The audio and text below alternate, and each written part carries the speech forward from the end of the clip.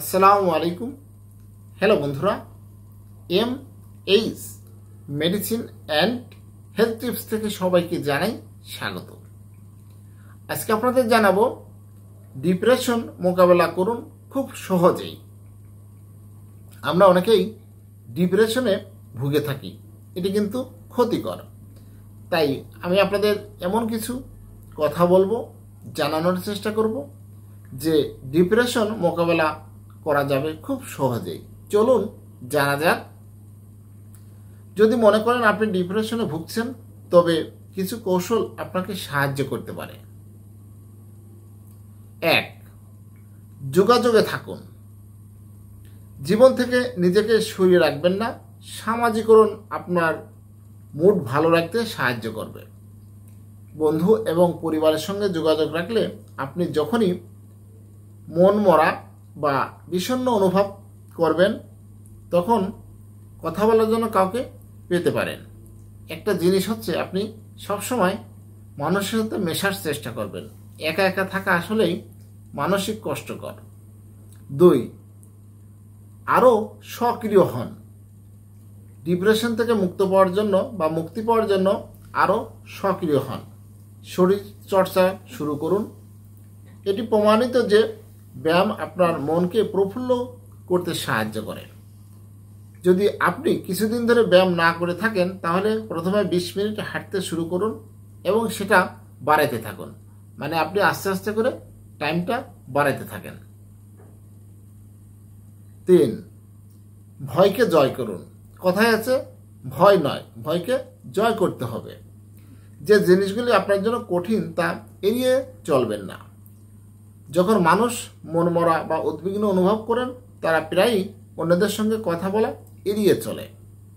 কেউ কেউ বাড়ির বাইরে যাওয়া, গাড়ি চালানো বা ভ্রমণ করার বিষয়ে আত্মবিশ্বাস হারিয়ে ফেলেন।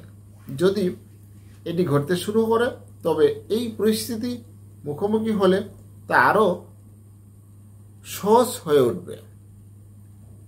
4. অতিরিক্ত মদ্যপান করবেন না। অতিরিক্ত বলতে কি? মদ্যপান মানবদেহের জন্য ক্ষতিকর। কিছু মানুষের জন্য মদ্যপান এটি সমস্যা হয়ে দাঁড়িয়ে যায়। আপনি আপনার ভিতরের অনুভূতিগুলো মোকাবেলা বা লুকানোর জন্য বা সময় কাটানোর জন্য অতিরিক্ত মদ পানের অনেকেই করে থাকে। এটি কিন্তু খুবই ক্ষতিকর। অতিরিক্ত মদ্যপানের ফলে বিভিন্ন ধরনের সমস্যা দেখা দিতে পারে। তবে মদ আপনার সমস্যার সমাধান করবে না, এটি আপনাকে আরও বিষণ্ণ করে তোলে।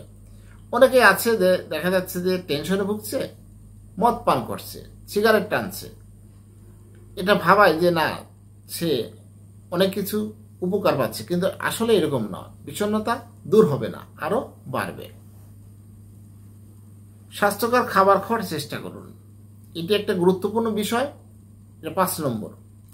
কিছু মানুষ ডিপ্রেশন থাকলে খাওয়ার ইচ্ছা হারিয়ে ফেলে এবং তারা অতিরিক্ত ওজন হারিয়ে ফেলতে পারে। অনেকেই অতিরিক্ত খাবার খেয়ে প্রয়োজনে অতিরিক্ত ওজন বাড়িয়ে ফেলতে পারে। অ্যান্টি ডিপ্রেশন ড্রাগগুলি আপনার খাবারের প্রতি আগ্রহকে প্রভাবিত করতে পারে। আপনি যদি ওজন হ্রাস বা বৃদ্ধি বা অ্যান্টি ডিপ্রেশন ড্রাগের কারণে আপনার খাওয়ার অভ্যাস নিয়ে চিন্তিত হন, তবে আপনার চিকিৎসকের সঙ্গে পরামর্শ নেওয়া উচিত। 6. একটি রুটিন তৈরি করুন। আসলেই আমাদের জীবনটাকে একটা রুটিনে আনা উচিত। সকাল থেকে সন্ধ্যা বা এরকম প্রতিদিন একটা রুটিনে থাকা উচিত। যখন মানুষ মনমরা অনুভব করে, তখন তারা খারাপ ঘুমের সময়সূচিতে চলে যেতে পারে।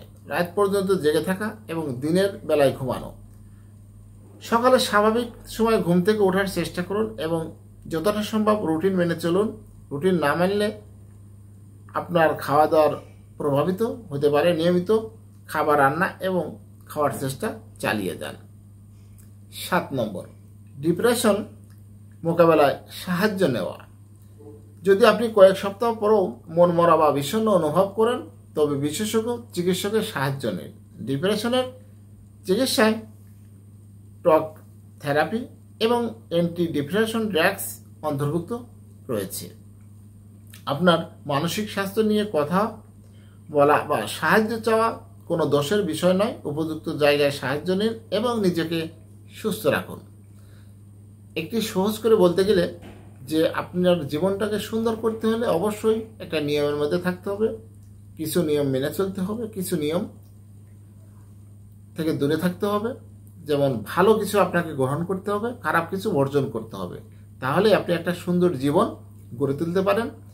তাই আমরা আশা করি আমরা সকল বিপদ থেকে এবং যে কোনো ধরনের অসুখ থেকে সুস্থ থাকতে চাই, ভালো থাকতে চাই, এই কামনাই করছি।